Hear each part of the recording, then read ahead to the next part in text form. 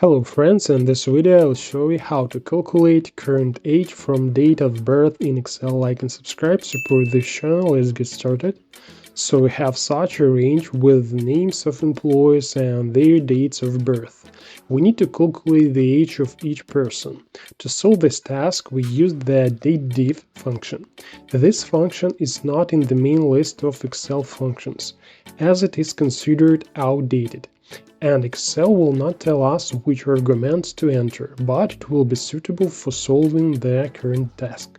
So, we enter this function. The first argument of the function is the employee's date of birth.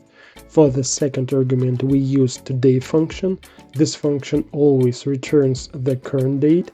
And in the third argument, we specify the unit of time, that is, the year. Close the bracket and press enter. We expand the formula to the entire column, and that's how we calculated the age of each employee. As the name implies, this function calculates the difference between any two dates that can be entered into the formula using quotation marks. And this formula can also calculate the number of months between dates.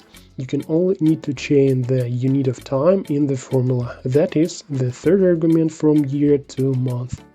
And in the same way, the difference in days between dates is calculated. We change the third argument to the letter D. Another way for calculating age from birth date uses the year_frac function. Year_frac calculates a decimal number representing the fraction of a year between two dates. The formula remains the same as in the first case, but without the third argument. Press enter and the result is the same as we got in the first method, but with the fractional decimal part, that is, more accurate. If you don't need the fractional part in the result, then additionally use the int function in the current formula. This function rounds the number to an integer value. Press enter and get the same result as with the dateDiff function. That's all, now you know a little more. Thanks for watching.